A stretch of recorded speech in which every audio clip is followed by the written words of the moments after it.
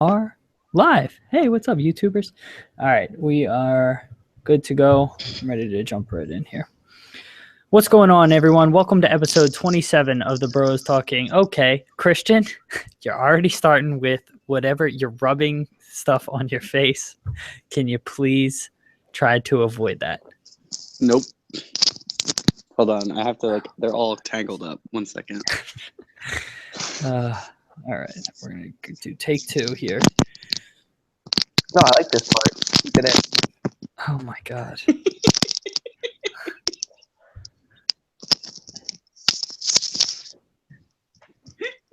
Yeah, that's Shows that even the pros have technical difficulties. Yeah. Yeah, kids. Hey, everybody. Okay, there we go. All right, you good now? Yeah. What's going on, everyone? Welcome to episode 27 of the Bros Talking Soccer podcast, brought to you by Fan Futsal. As always, my name is Dave Knittel. I'm here with my brothers Christian and Matt to discuss stories from around the soccer world. Christian, what's going on? Not much. Doing pretty well. Liverpool are in the Champions League again. The Union have a record-breaking 4 wins in a row. It's a good whole week in soccer. Yeah, Things are going well. Good time to be alive. That's great. Matt, what about you? How are you doing? Doing well, Dave. Thanks for asking. Man City finished ahead of Liverpool again, so doing well. That's good. That's good. And your summer break's officially over and you've started work, so hopefully that's going okay so far. Yeah, 2 days in, so not much going on. Okay. I'm doing well, guys. Thanks for asking. I was going to ask, but I was just going to let you know that I'd be doing better if you hadn't shaved your face and you look like such a baby again. Where'd your beard go? To me or Matt? Yeah, I'm talking to you. Matt doesn't have a beard. Yeah. Okay. Well, I shaved my beard. I shaved my beard in March, so that's way to be. I try not to look at you, so that's okay. Good. All right. Well, there you have it. Thanks for asking and for paying attention. My trip to Vermont, as well as guys being perceptive again, that went pretty well. But I had a pretty hellish commute back yesterday into this morning, actually. 7-hour delay in Charlotte. So instead of getting in at 11 p.m., got in at 6 a.m. this morning. Plus side, ran into Mr. Wilson, our high school basketball coach, who's got kids kind of our age. So, met him in Charlotte Airport, which was interesting. Guess what? Lil Seabass, who has been on the show, was in Vermont this weekend as well, which is funny.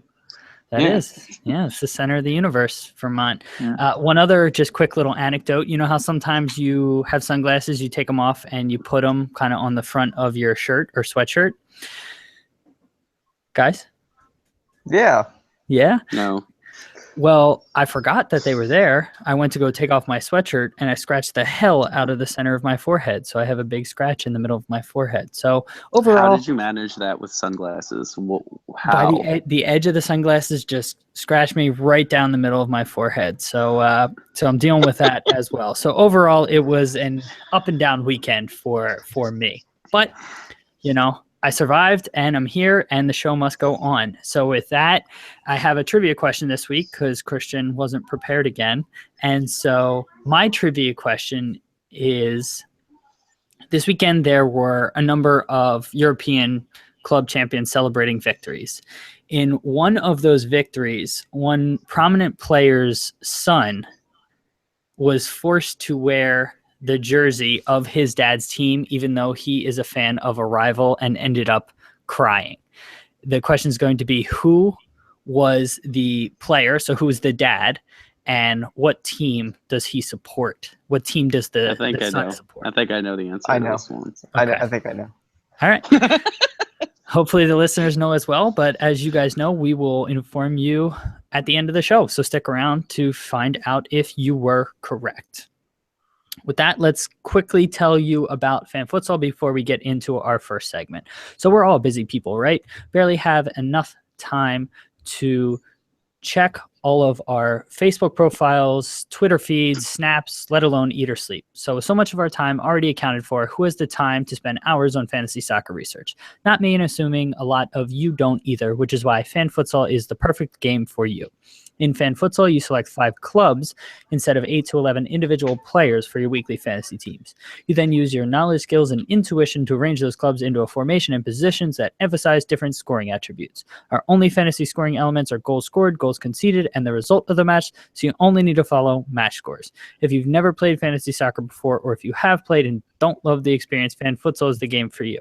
You don't need to worry about lineup rotations or player injuries. You don't need to follow detailed player stats across multiple matches at the same time. Plus, it's really easy and quick to set lineups on Fan Futsal. We have games from the major European leagues as well as games from Liga MX once it returns in July, and the European leagues will come back in August, and MLS will continue all throughout the summer. Only takes a few seconds to sign up, and there's no long commitment since our games are weekly. Check out a unique, simple fantasy soccer experience at FanFutsal, FanFutsal.com today. One quick other aside, now that we have the European seasons are basically over, I actually created a cool little infographic for end of season kind of stats and information for clubs in Europe, kind of the best performing, worst performing clubs on Fan Futsal. So we'll have links to that infographic in the show notes, and we'll also tweet out from the Bros Talking Soccer Twitter handle. So if you could please check it out, like it, share it, retweet it, all that good stuff, we'd greatly appreciate that. Okay, so with that, let's get into our segments for the week. Quick congrats to all the Big Five league winners. Chelsea won the EPL, Bayern won the Bundesliga, Real won La Liga, Monaco won Ligue 1, and Juventus won Serie A. Speaking of champions, let's talk about Zinedine Zidane, who has been the manager for less than 2 years for Real Madrid. He's already got 4 major trophies and is close to getting a 5th if they win the Champions League. Christian, how good of a manager is he really, or did he just kind of luck into this talented squad? I think it's a combination. He obviously has a great wealth of knowledge. He was one of the best players of his generation and arguably one of the best midfielders of all time. He obviously knows what he's doing. He has that calm demeanor about him that he just seems very managerial, to be honest with you. But he did walk into one of the best, if not the best team in the world right now. That's up for debate. But he has one of the top 2 players in the world.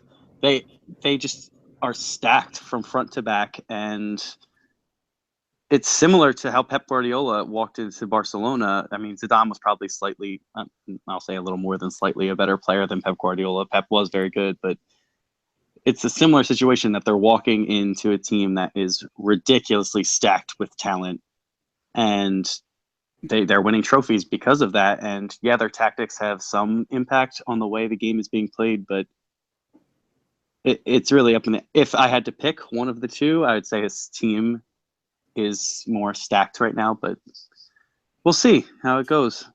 Okay, fair enough. Matt, what about you? What do you think? Is he a really good manager, or is he just on a talented squad?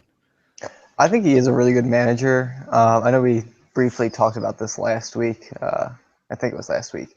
But yeah, I think he's a really good manager. He inherited a team. Was Rafa Benitez the coach right before him? And he took over the team mid-season and ended up winning the Champions League in the same year, which is really impressive. The team, I mean, obviously Real Madrid is a top 5 team in the world, no matter who's managing, really. So he does have that fortune on his side. But what he's done with the team and the depth they have now and his ability to kind of rotate that team and not just use the stars or go after, you know, what Real Madrid was kind of doing the last 10 years of buy Kaká and have him sit on the bench. Even James Rodriguez is, you know, he's kind of getting pushed out, or the rumors are he's getting pushed out, but like going with, you know, the smaller name homegrown guys, and those guys are performing very well. And I think that's because of his methods and his football mind, or soccer mind. Sorry. Yeah, it's okay. Yeah, I mean, like, so you saw with Di Matteo at Chelsea come in mid-season and win the Champions League. So oftentimes, not oftentimes, but sometimes you'll see a mid-season bump for a change of manager. What's been really impressive is Zidane basically improving on what they did last year. So they hadn't won the league in 5 years. He won the league with them this year. And I forget how far he took them in the Copa del Rey. Did they win the Copa del Rey, Christian? No, Barcelona is playing in the Copa del Rey final next week. Okay, but they had last year they had the substitution thing, right? Yes. Yeah, this year they were just knocked out. Okay. Yeah. But he took him decent into that, and obviously he's got him in the Champions League final. So that's been incredibly impressive. Christian, what you touched on has been incredibly impressive too. Most of the time, regardless of sport, the best players don't usually make the best managers or coaches because they're so supremely talented that things either come naturally to them or they can't relate to other players. What's been most impressive about Zidane is his ability to relate to all different kinds of players, whether it's the superstars all the way down to the homegrowns, and get them playing together. So I think he is a fantastic manager, and it's been awesome to see him kind of develop. Yeah, I wouldn't say he's the only one that this has happened for, though. He's a brilliant player. I know Kenny Dalglish at Liverpool led them to so many titles in his first stint, not this past one. But in the 80s and 90s, he did really well. So it's not unheard of for a really good player to come in and lead a team to trophies. But it does seem to happen more often than not that a star player retires, comes back to their team, and wins trophies. It just doesn't happen that often. And I think it is slightly an ego thing with a lot of them, and hoping we don't see a lot more of that. And I'd say in more modern times, as sports have gotten more money's involved, bigger mass appeal for the athletes, I think it's tougher to get those superstars to relate back. So in Dalglish's time, sports were still kind of a common man's game, and the athletes would go to the pub with fans and players after the time. And so I think it's just slightly more impressive. Like nowadays, I'd be shocked if either Messi or Ronaldo ended up being a good coach, a good manager, if that was something that they wanted to get into. And so I don't know. So that's just kind of where I'm coming from with it. I agree with that. I don't think either of them would, but I don't think they're really leadership type of players either. I'm just trying to think of ones that would be good right now. They're not really coming to me. Gerrard. So you could, but Gerrard, I would say yes, because he was a captain for so long. He was teaching players on the field, off the field, and it's just. But you're never going to know until they step into that position. Okay, fair enough. Matt, anything else you want to add? I just have I feel like Ramos would be a good coach, like a Simeone type coach. Really into it, like really passionate, fouling everybody all the time. I could see that. I don't know if he would. I don't know. He's so ill-disciplined. I just don't know. Well, apparently so is Simone. Yeah. So I don't know. That'll be interesting to follow, kind of as these players that we grew up watching transition into managerial roles. Be something to watch. Apologies for the beeping, but laundry has to get done, and that's what's going on in the Knittel household. Let's keep it going and talk about something Matt has been texting about recently. It's somewhat half joking, but kind of serious. So Harry Kane comparison to Lionel Messi. Now that's partially joking, but Kane's numbers do kind of speak for themselves. He had 29 goals in 30 games in the league this year to go along with 7 assists. And then he had another 8 goals in other competitions. So he had a boatload of goals. Let's leave the Messi comparison to one side, but let's talk about Harry Kane in terms of best, center forwards, best strikers in the world. Kind of how do you rate him against the Lewandowski, Suarez's, anybody else in the Premier League? Matt, where do you put Kane?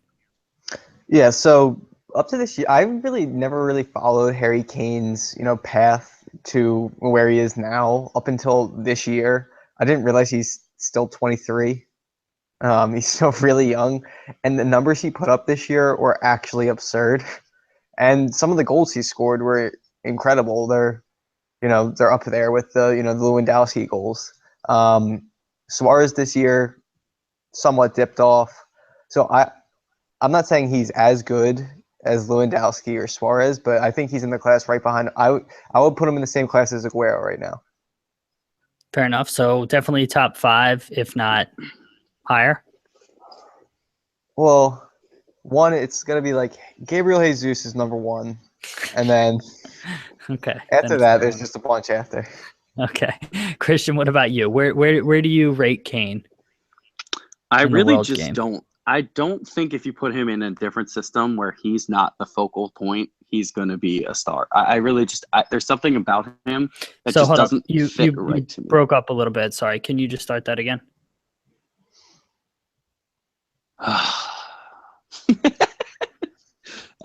So what I was saying was Kane, I feel like if you put him in a different system, with a whole different team, he will not be as effective as he is when he is the focal point of Tottenham. He is their star man. And I just don't think his overall game has what it needs right now. I just don't see it. I think Lukaku's a better player than him, even though I don't think he's a finished product either.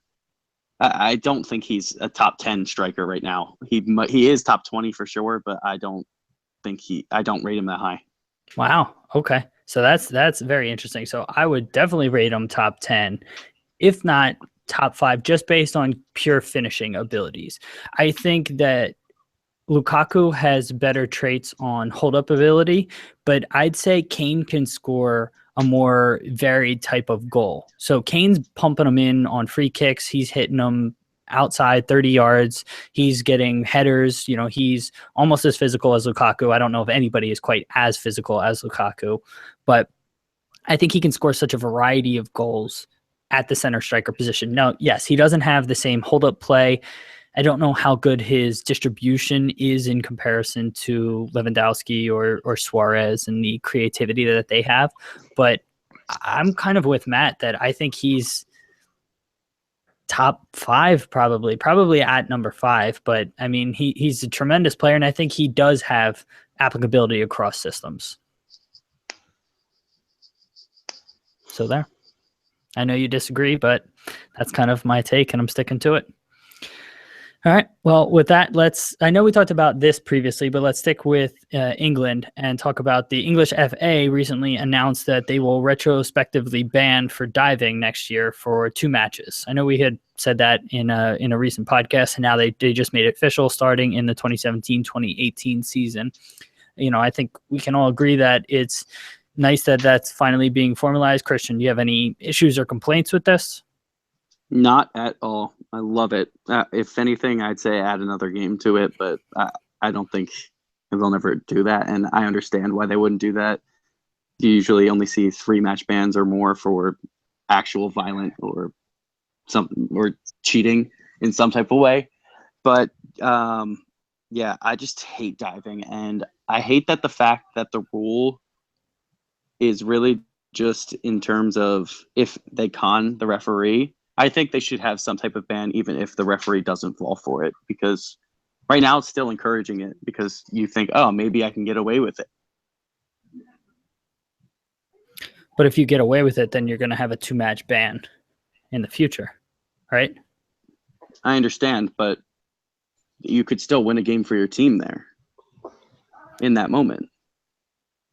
Fair enough. Matt, what about you? Do you think the 2 games is sufficient? Do you think it's too much, too little? I think the 2 games is enough to get your point across. 1 game, people sit out 1 game all the time. And I don't think it's too big of a deal if you miss 1 game. 2 games, I feel it's starting to get your point across without being too excessive. My only problem with this is how they're going to assess dives, because sometimes you really do lose your footing. Sometimes you get pushed and you're kind of off balance. And sometimes, if you do get put, like simulating and diving are different things. So I don't know how exactly they're going to assess that. I don't know either, and this is complete spitballing, but maybe, again, Christian said if it's a successful con of the referee. So if a player, dives or, ends up falling and the referee calls a foul and they pull, I know Miroslav Klose is pretty famous for doing this and telling referees, hey, that wasn't a foul or that was a handball or, coming clean to the referee. I think maybe you'll see more of an incentive for players to come clean there. And so, maybe that's the rose-colored view on it, but hopefully we see more of that happening. Yeah, I would just like to say Harry Kane is no Miroslav Klose, so. Not yet. No, never will be. Yeah, Klose broke through at like 25 or 26. So as great of a player as he was, Kane's breaking through earlier and racking up those goals on the early side. So we'll see. Yeah, he's no Harry Kane. Yeah, but okay. I just hate I hate diving, and I think it really needs to be cut out of the game. So I'm glad that they're taking some steps now, and I hope other countries follow suit. Agreed. Okay, so with that, that'll be the end of our first segment here. We're going to take a quick break, but we'll be back before you know it. Heyo, we are back to discuss our Bros Talking Soccer fan futsal game for this week, which was the EPL. Congrats to friend of the podcast and recurring guest, Matt Peluso, on his second straight victory. He put up 103 points to cruise to victory. Matt, you came in second overall, first out of the three of us with 84 points. Christian came in third with 77 points, second out of us. I came way back in sixth out of sixth. Dead last and third of the three of us with 72 points. Matt, you have the honors here yet again. Tell us about your lineup and how things went. Yeah, so I actually was feeling pretty confident in my lineup. My only two, I don't know what Southampton was up to this weekend at home against Stoke. They were just pulling some nonsense this weekend. That was my only one I was pretty disappointed with. Manchester City 5-0 at striker. That was a big pick for me. Liverpool, I felt confident in their defense. I didn't think they were going to let up any goals, and they didn't. And I also thought they were going to win the game, so I put them at defense. I was expecting like a 1 or 2-0 win, and also Middlesbrough attack is garbage, so I had them at defense, and they pulled through with the 3-0 win. Leicester 1-1 victory at striker, or 1-1 tie at striker. Did it all right, but I was pretty happy with my team. Good, yeah. Quick aside, Middlesbrough was the worst striker out of any team in all of Europe on fan futsal this season. So fun fact. And that from the infographic. Check that out. Christian, what about you? Talk to us about your lineup. I can't believe Matt talked about a former City legend and Alvaro Negredo like that. It's really messed up.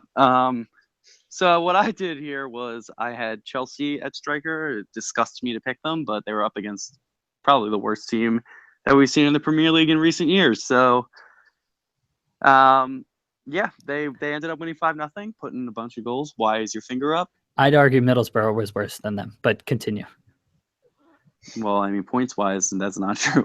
No, I know it's not true, but I just argue Middlesbrough was a worse team just overall. But sorry, continue. Nah, don't talk about Stuart Downing like that. Okay, continue.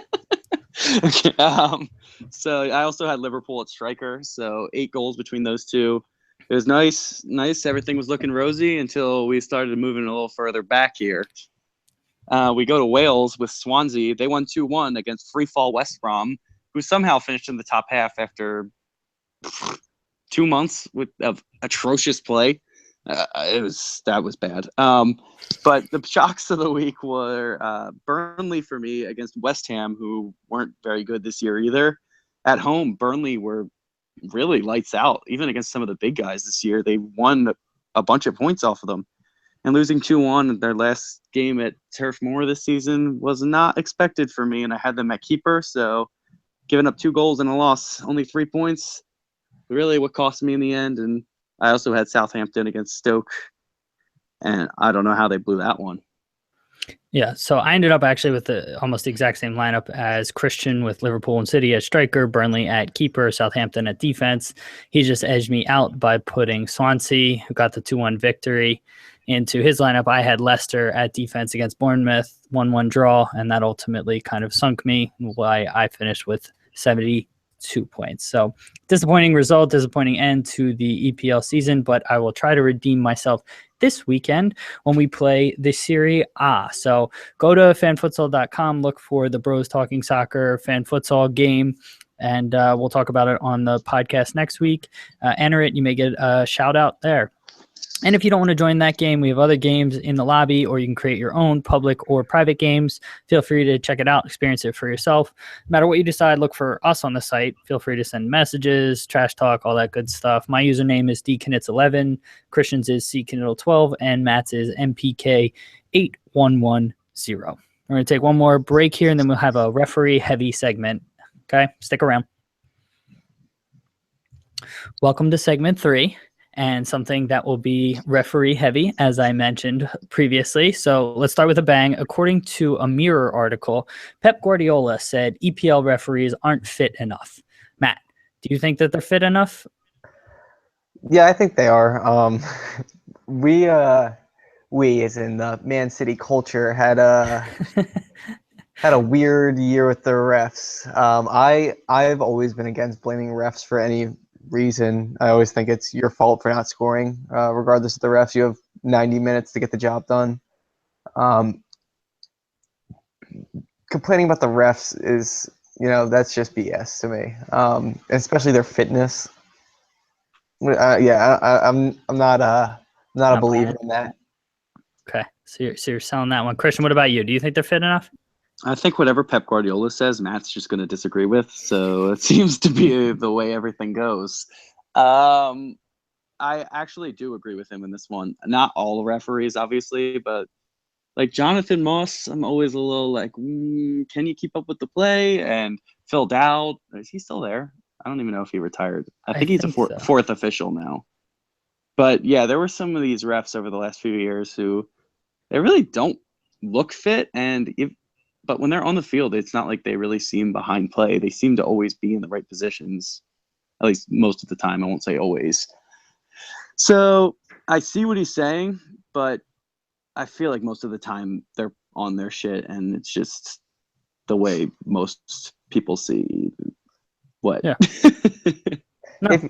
No, So, Christian, I think I'm on the same boat as you. I'm shocked at how many dudes have beer bellies, how many refs, how many sideline officials have, just don't look in any sort of physical shape in the Premier League. And you compare it to, even if you go over to the Bundesliga or some of the other leagues, the refs seem a little bit more fit. Now, I don't know if that's really having an impact, but I mean, I do know that as players, as you tire, you're more likely to make mistakes, right? In your decisions with the ball or in what you're doing. I can't point to any specific examples, but I would say it can't hurt to have them in better shape, and it's possible that they could be making better decisions. So I don't know. I think he has a point here, Matt. The only person I feel like that would make a difference if they're in shape or not is the ARs for offsides calls. I feel like you could be behind the play if you're the center ref. You could be behind the play, but you still have to make a decision, right? And so if you're tired, and even if you see something, you still have to make a decision fairly quickly. And so if you're tired, the decision that you may make may not be correct. That's what I'm saying. Yeah, your physical exhaustion is going to affect your mental state at anything you do. So that's just how it is. Complaining culture. Jose and Pep, both of them, just absurd. Complaining culture in soccer. The Barcelona way. Yeah, so I'm not saying that there's validity in saying he dropped points because of this. What I'm saying is that, I mean, it's a legit thing. I mean, it's proven that when you're tired, you make mistakes. And so, I'm not saying that there's one specific instance, but I think that they could be fitter just based on physically observing them. You can see that those guys are not in the best shape. Yeah, and I don't think that I can point to anything that happened this season late in a game or anything like that. That physical exhaustion has affected the outcome of a result from a referee standpoint. But I mean, he does have a point that if they're fitter, they're probably going to make better decisions. Agree. So I'm on Christian's camp. Matt, I think, is firmly implanted in the other camp. So, all right, it is what it is. But sticking with the referees, let's go over to the Bundesliga, who just announced that Bibiana Steinhaus will be the first female official in the Bundesliga next season. First off, congrats to her. Christian, do you have any concerns or any issues with that? No, I don't really. I don't think it matters. As long as she can keep up with the play and is not afraid to make the tough decisions and isn't going to be intimidated by a lot of the players getting in her face, then have at it. She earned it seems like, and she has every right to be out there. Yeah, absolutely. So she's done 80 plus games in the Bundesliga 2 and or Zwei, and has also refereed, the Women's World Cup, and she has a ton of experience. So I have no problems with this either. Matt, what about you? Anything you want to add or any concerns or issues? Yeah, I'm perfectly fine with it. I just hope, the players are fine with it. I'm not up to date with, the Bundesliga culture of like all the players, but I just hope they're okay with it and they're not, and the fans aren't abusing her. Yeah, I think that's the only concern is just, players and managers and fans can get pretty heated and can get, skew a little bit more towards passionate and sometimes be abusive. So hopefully it's, that doesn't happen. So we certainly wish her well. Quick fun fact. Do you know what her profession is? Professional wrestler. No, she is a police officer. And can you guess who she is dating? She dating a Cristiano soccer player? Ronaldo. Howard Webb. So she is basically the female version of Howard Webb. How amazing is that? So for those of you that don't know, Howard Webb was one of the more famous officials in the English Premier League. He was a police officer. He retired a couple of years ago to move into kind of front office officiating stuff. He actually works in MLS now. So yeah, Matt. So, okay, since we're on the topic of refs, did Clattenburg actually go to the Saudi League? Yep.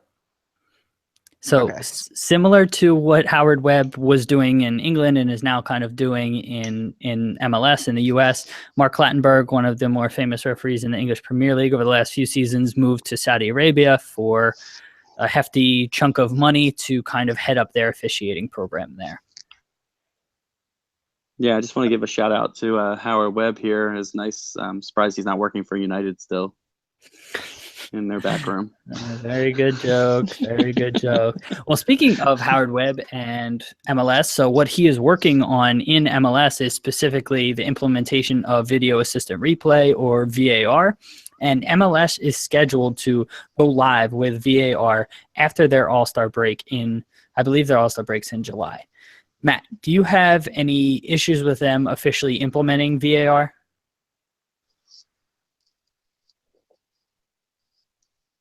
Yeah, he doesn't, I guess. Matt? He doesn't really care. I think we lost Matt. Okay, Christian, what about you? Do you have any issues with them officially implementing VAR? I do. I have a lot of issues with it. I don't really like it at all. What exactly, I didn't get to read up on a lot of this. What exactly is going to be included in this? So I think it's match-changing decisions that have a stoppage already built into them. So whether it's a penalty decision, I think mistaken identity, red card, and offside, I want to say. So offside, if it creates a goal scoring opportunity and they miss it, that they're not going to review it at all or anything like that. I would doubt it. Okay. Or like a corner kick late in a game, are they going to review that? I don't believe so. No, it's not like inbounds that, like, sometimes that can happen with basketball or things like that. No, they're only reviewing, I think it's kind of like goal or like, player, decisions. Okay. Well, I really don't like it. I think the referee should have full control of the match. And the fact that just technology is coming up doesn't mean you have to use it. I understand that it's going to make a more accurate game, but the beautiful thing about sports is that mistakes are made, and it sucks when it's against you, but it's great when it's for you, and it's just part of the game. So what I believe will actually happen is that there is a fifth official that will be in charge of signaling to the center official to review the replay, and then the center official does review the replay. So it still will be his decision or her ultimate decision, the center referee, but it will be kind of controlled, that review, by another official. So it won't be coaches, you can't challenge, and it won't be at the center official's discretion. It'll be more at the fifth official's discussion. Matt, welcome back. Sorry. Go ahead, Christian. Where's the fifth official going to be? I think in a TV booth, or he will be set up with monitors down field level. Okay. I Matt? think that they should be up higher. Sorry. Okay, Matt. Okay. Matt, welcome back. We were just talking about VAR implementation. Do you have any concerns with MLS implementing it in July?